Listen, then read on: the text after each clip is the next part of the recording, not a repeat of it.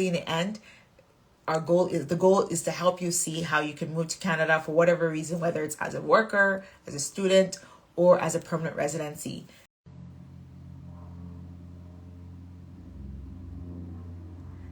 Hello, everybody. Welcome to another edition of LearnHow Weekly Live. How's everyone doing? So good to have you here. It's another Sunday. Thank you for joining us. Looks like there was another mix-up with the time difference, but it's all good. We'll keep the ball rolling and get started here. Thank you so much for just the past couple of weeks that we've been going over the provincial nominee programs and just the benefits of that program and just what the status currently is. We've done our rounds. We've talked about BC, Ontario. We've talked about the Northwest Territories, Yukon, and as well as the Atlantic provinces too. And also now it's time to talk about the prairies, good old prairies, which would be today. And we're covering Alberta, Saskatchewan, and Manitoba. So that's considered the prairies here in Canada. So we've covered over the different streams, talking about the programs that they run, the policy updates, as well as the strategies for viewers who are based in Canada, as well as those who are outside Canada.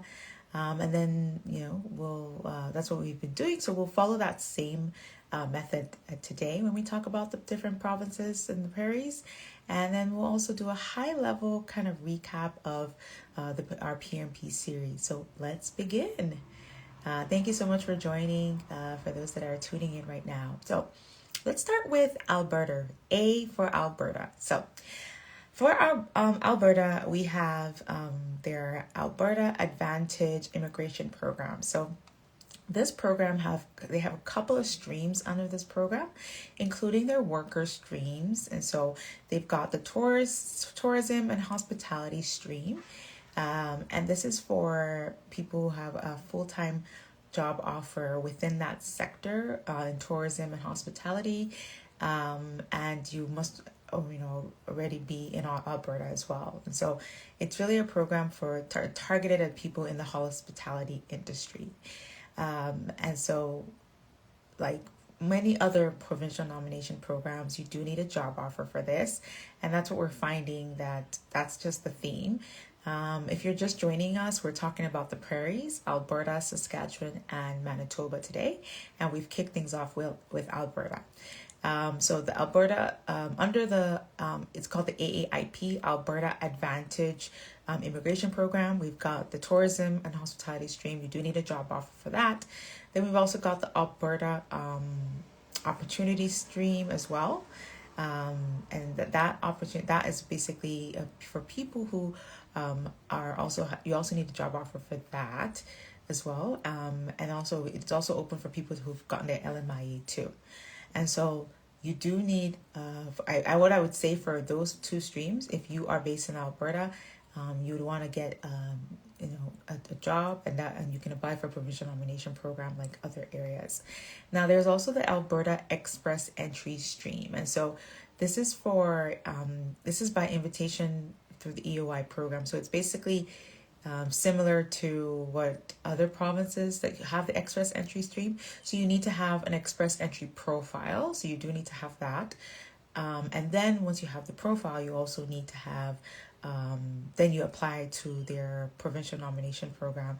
And so it's really for people who have experience in various areas including health, tech, agriculture, construction, aviation as well. And so if you're based in Alberta, if you're thinking of moving to Alberta, or if you want to make sure that you are keeping your options open, I would recommend that you you enter your name into their expression of interest pathway, which is on their website, and then also open an express entry. But you have to have the express entry profile ready to go first. And then they've got the rural renewal stream. And so for the rural renewal stream, that's really for designated communities.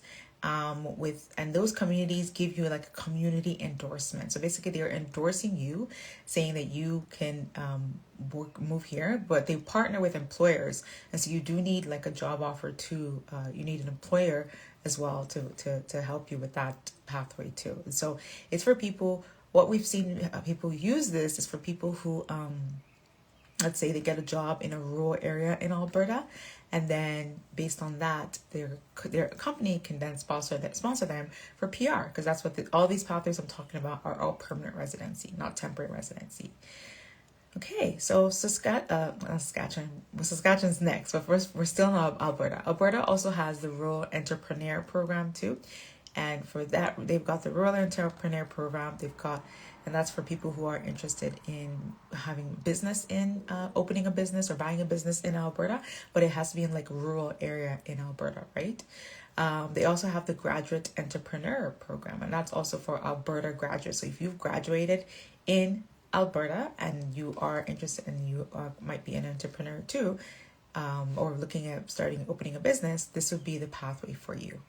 They've also got the Foreign Graduate Entrepreneur as well. So this is for people who have graduated, but you're looking at being an entrepreneur too. And then they also have the farm stream. Now, the farmer stream is basically for people who are in the agriculture industry. And so this is for if you've got there are quite a lot of opportunities for if you have a farming background if in Alberta, but then also in other provinces too. But definitely you would want to speak to us if you do have an agriculture background. Let's see what opportunities might be open for you through any of these provinces we've talked about. Now,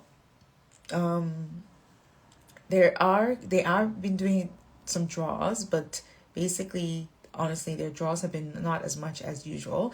There is a nomination cap just because of what's happened with the provinces, where they have a limited amount of invitations now because of the limitations that the federal government have put them on them as well. And so reach out to us. We can give you any specific updates when it comes to Alberta. So please let us know, because right now there's quite a lot of changes, and you need to talk to a consultant, or make sure you do accurate, extensive research as you find out about if this pathway could be for you. Okay. What else? Just looking at my notes here. Okay, so if you're a temporary resident as well, if you're a temporary resident, I would say that you want to assess if your background, or if your education and your professional background aligns with any of these streams. And so you can start applying for jobs in Alberta. That's, and basically jobs in the hospitality industry, or jobs in the in the healthcare industry or tech industry. Those are some of the pathways in Alberta that they have open. And so target specific sectors when it comes to applying for jobs as well. Also, submit a worker EOI and wait for your invitation to apply. So just like Saskatchewan has the EOI, Alberta also has that too. International students, you might want to, transfer to a school in Alberta, because they do have a program. They do have opportunities for, if you graduated, they reward you for going to school there, right? Sometimes if you're based here, look for a rural job, which is a job in a smaller city or a town, could lead to you being sponsored by the employer if they're part of one of the employers for the community designations that would get sponsored. So that are in that program. So rural renewal pathway could be an opportunity for you if you move to a rural area in Alberta. Okay. Now, for those outside, I would say what your top priority would be the Express Entry program that Alberta does have. So register for your Express Entry profile. It's something we can help you with, or do it yourself, and you can just make sure that you have the right occupation, right? Because they're only listing specific jobs, or targeted and dedicated pathways rather, is what they're looking for. As we mentioned, hospitality, tourism, and agriculture, and healthcare, and tech as well, right? If you're an entrepreneur, there could be, you could open or buy a business in Alberta, and that could lead you to a PR if you qualify. So that would be my recap for Alberta. Basically, If you're within Canada, look for those jobs that would allow you to get sponsored. If you're outside Canada, make sure that your express entry is up to date so that you could get a chance to apply and qualify for one of those programs under the express entry, or even under the Alberta opportunity stream if you have the specific occupation that they're looking for. Okay, so that's Alberta. We now want to move to Saskatchewan. So Saskatchewan it's a very interesting development, basically, with Saskatchewan. And I really think that's really one of the reasons that actually made us decide to go over all the provinces, because Saskatchewan was pretty much like the go-to. I was like, okay, well, Saskatchewan doesn't before now.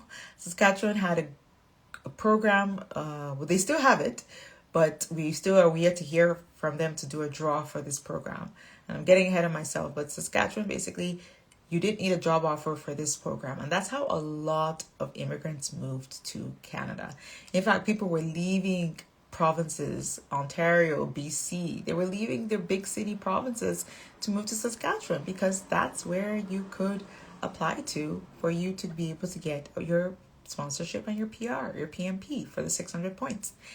However, things have changed, right? And so Saskatchewan it was called it is, because it's not closed. We're just seeing that we haven't had a draw for some time now. And so Saskatchewan has the International Skilled Worker, so the under express entry, or it could be under occupation in demand. So before, it was pretty much, I wouldn't say it was easy, but they were doing regular draws. So if you were an international skilled worker, you would apply to the EOI. So for you to do this, and let me not talk about it like it's in the past, because it currently still is open. So if you right now, and I always tell people, put yourself into the pool for express entry profile, and also the expression of interest, interest to Saskatchewan government.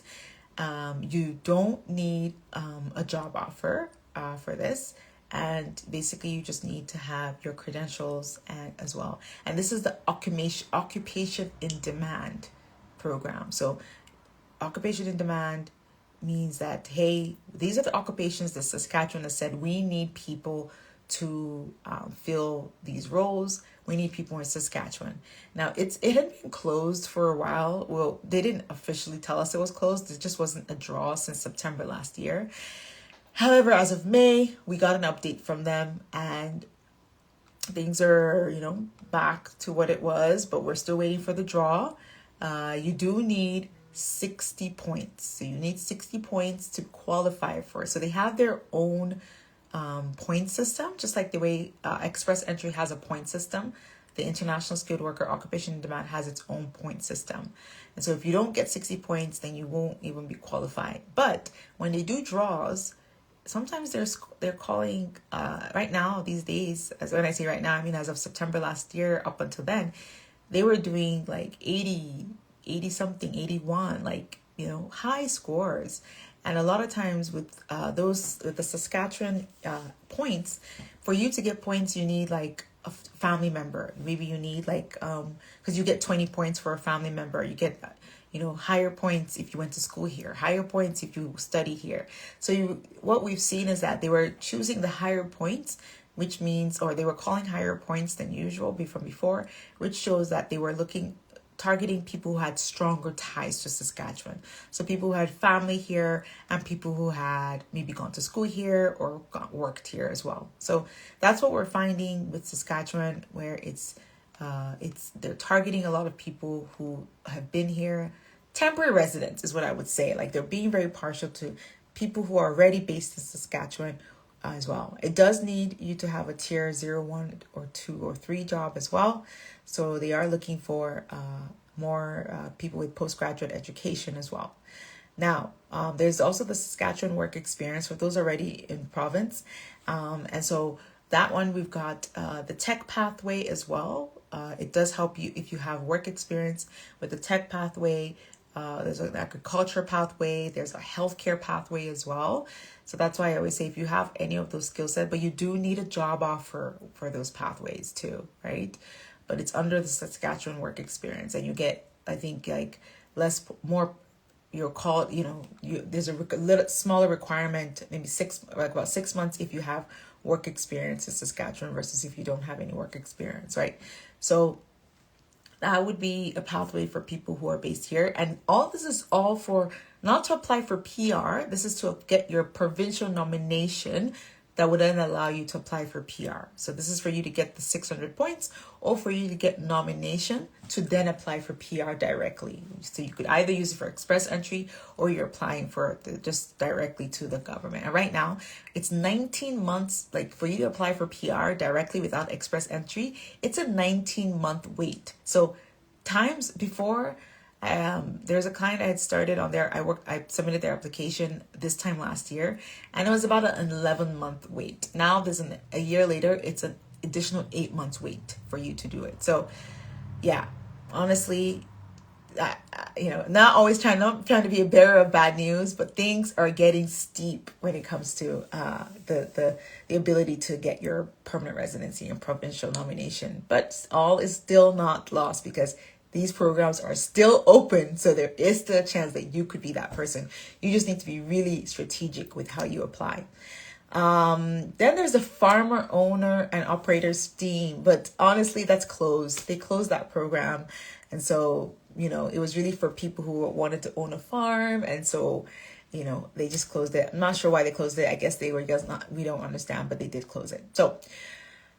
Some things recently that happened with Saskatchewan as of this year was that the JAL, which is like job approval letter, those were from a job approval letter is what you get from an employer when they sponsor you to apply for PR or for provincial nomination. And so there was a pause and it restarted March 27th. They restarted it as well.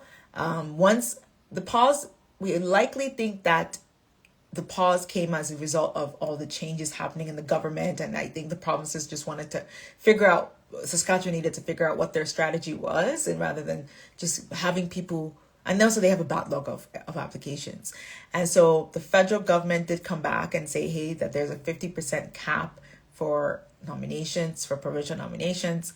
And so this is when Saskatchewan decided they'll do 75% of their nomination will be to temporary residents. And so right now, yes, Mr. Ayola Lukani, in your view, is it getting more difficult? Yeah, just that's where all this is going. Where if you are not based in Canada right now, getting a provincial nomination is actually quite tough. For you to come to Canada is actually it's a higher chance for you to get that nomination, right? So they do have sector caps as well. So only 25% of nominations will be for retail, trucking, accommodations, food services combined. And so right now there's just a lot going on in Saskatchewan. So right now, even like some open work permits will not allow you to like spouse, you can apply for if you're on a open work permit, like a spousal open work permit, you can't be the principal applicant to apply for a permit for the provincial nomination. Right now, that's what we have. And then, yeah, there's just a lot. They are doing, even with students, there's some restrictions there as well when it comes to the only Saskatchewan DLI graduates with 6 months related work. So you have to have worked even for 6 months for you to be able to apply for some of these programs. And so it's just yes, for people from Nigeria, are there any particular regulations? That's the question I'm getting right now. They're not targeting saying, oh, from Nigeria, this is the regulation. No, but their programs and their changes are showing that, yes, there is regulations from people from not certain countries, but just people based outside Canada. Like there's certain restrictions and things, less programs available for people who are based outside of Canada right now. But like I said, it's not impossible at all. There's still people getting their invitation. There's still invitations going out for express entry. Recently, we still had invitations, PNP invitations. It's just less than usual. What skills can facilitate appropriate work visa? maybe I might need some clarification on that. What skills from people, like if people need skills, any skills really, like if you get a job and the company is willing to sponsor you, you can get your work visa based on their sponsoring, giving you an LMIA, labor market impact assessment, basically saying that they tried and they couldn't find a Canadian or a PR to work this job, and you're the best candidate for the role, and that's why they're sponsoring you to get a work visa. So people are still getting work visas as well. So I would definitely say that study visas, work visas, those are still ways that people based outside of Canada can come to Canada at least.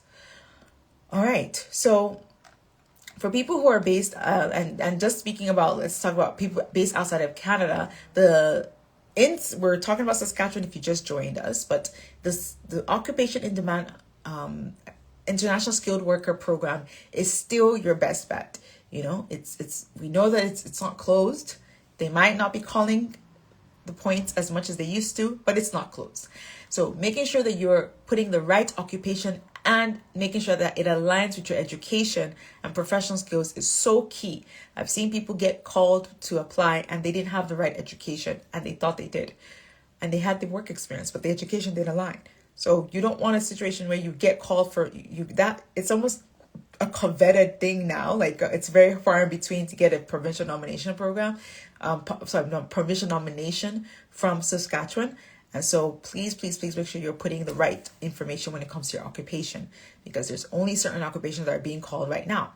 So if you're based in Saskatchewan, or if you're also thinking of moving to Saskatchewan, and you're an international student, or you're on a temporary resident, find out early if that company will give you a job approval letter. I cannot tell you how many times this has happened where people take on jobs and they're like, I got a job from this employer, thinking that the employer will give them a job, but that employer is not ready. That's not something they do in their company. They're not open to that. Let it be, if that's one of the things you need to discuss in your offer letter when you want to get a job in Saskatchewan, because it's a waste of your time especially if your goal in taking that job in Saskatchewan is so you can get a provincial nomination. So it's a waste of your time when you start the job, you're working 6 months, you're like, okay, now I feel more comfortable to ask them if they will sponsor me. And they're like, we don't do that here. And you moved all the way based on that premise, thinking that they would do that.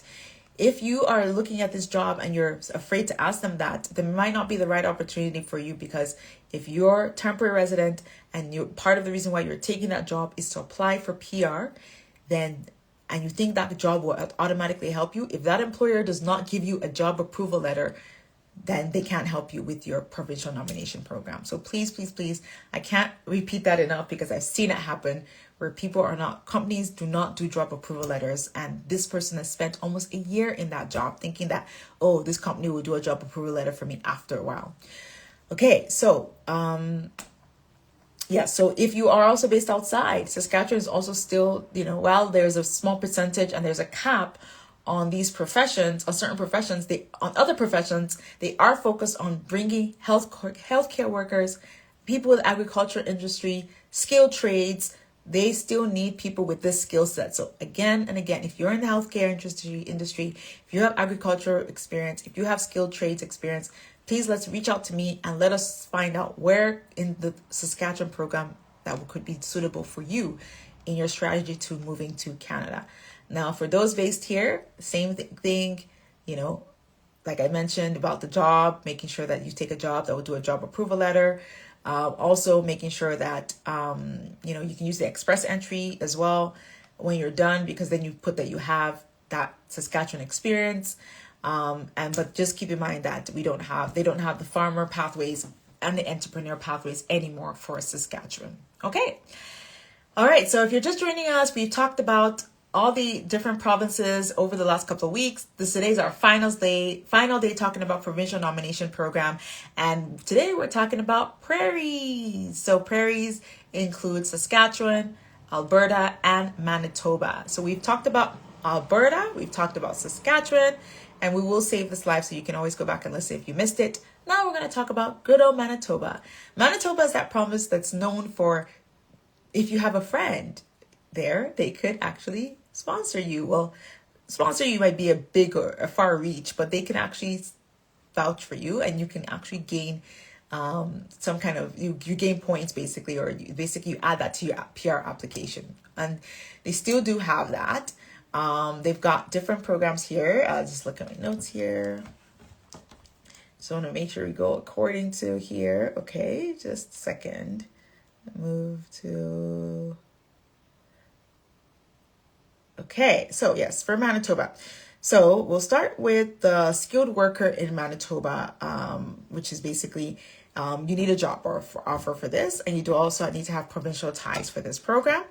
And then also we've got the skilled worker overseas, and basically this requires you to have family or some kind of Manitoba connection, acquaintance, friend, as well. And then you also need to do an expression of interest. You do need to put an application for expression of interest for this too. And they did do some recent draws for this. This was on May 15th, they had a draw, and also May 29th and all as draw as well. And they do have score points for this as well. So it's very, very key that, this is one of those problems where you should make sure that you put in your profile if you have that connections to Manitoba. If you don't have connections to Manitoba, that's probably one of those that you don't need to bother with, unless, once again, they do reward you having education here. So if you are thinking of moving to, if you're thinking of moving over to going to school in Canada, one thing that you want to do is consider Manitoba as well. So for Manitoba, they do look for people who have, you've gone to school, and with doing that, it's called the International Education Screen, and then it's really for Manitoba graduates. So if you're a Manitoba graduate, or if you're thinking of going to school there, definitely consider this. They've also got a business investor stream too, and so this is for entrepreneurs, farm investors, once again. So while Saskatchewan has closed their program, Manitoba's program is still open for business investment and farmer investors as well.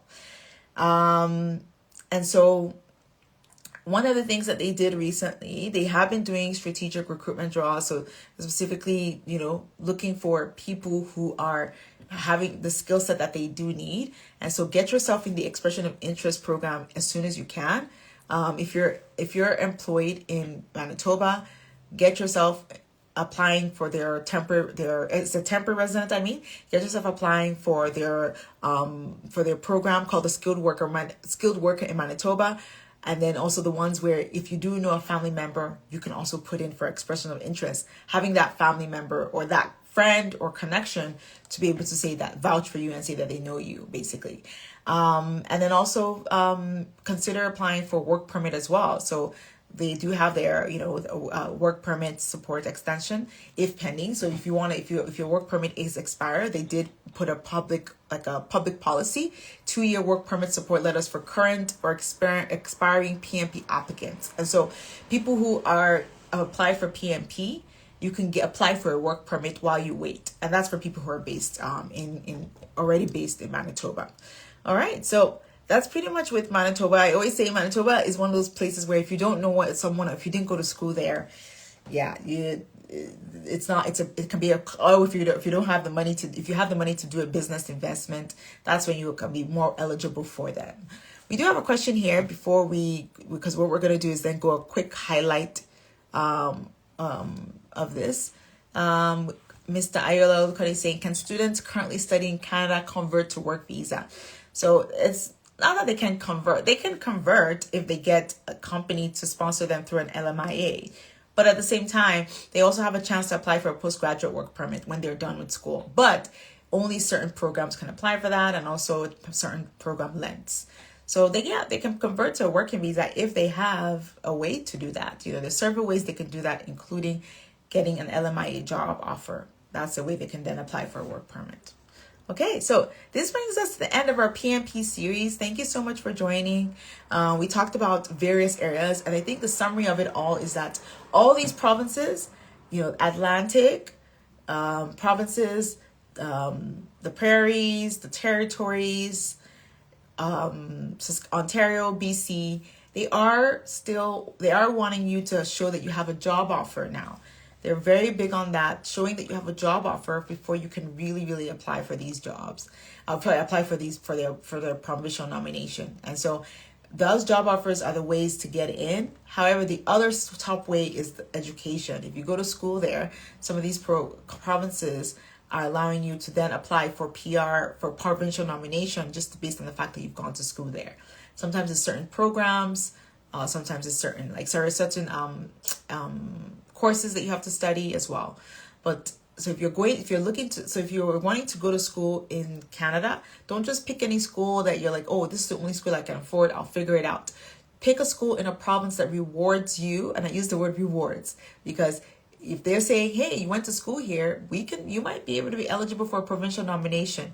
That's like a reward, right? So choose a school that has an international graduate program. BC has one. Nova Scotia has one. Like there's certain provinces that have that, but quite a number of them, but not just it's not very straightforward. Sometimes it's like you have to study here and get a job offer, which might not be too hard, but sometimes it can be hard. So make sure that you know what the eligibility requirements are, which is what we're here to help you with. All right. So it brings us to an end. Every province has their requirements, but they're all quite similar in one way or the other. They're all getting really strict in terms of how they assess. Their invitations are becoming less and less, but it doesn't mean that it cannot be you. It is still possible for you to get that provincial nomination from one of these provinces if you are targeting the right area and if you have the right skill set that the province needs. All right, so drop your province of interest, send us an email, send us a DM, put it in the chat. If you've got a province of interest that you want us to assess you against, or if you just don't know where to start, we can help you understand and pick the best path for you based on your skill sets and based on what you share with us. And so if you have any questions, feel free to drop it in the chat. If not, feel free to email us. And thank you so much for joining this journey through Canada's PNP landscape. It's been amazing. I love that we've got to have a chance to chat. Thank you for being here with us. This is our PNP finale. But if you're, basically in the end, the goal is to help you see how you can move to Canada for whatever reason, whether it's as a worker, as a student, or as a permanent residency. And so thanks for watching. We hope to see you soon, and we'll continue. Next time we have a LH Weekly Live, we'll have a new topic for you, and we'll keep that as a surprise and share with you. Follow us, share our page so that people can hear about what pathways they might need or any updates and information that they need to know about how to move to Canada. It's been great chatting with you all. As always, have a great rest of your Sunday, and please join us next time and catch you soon. Alrighty, my name is Lola. I'm the RCIC here at LearnHow Immigration Consulting, and we hope to see you soon. Thank you. Bye.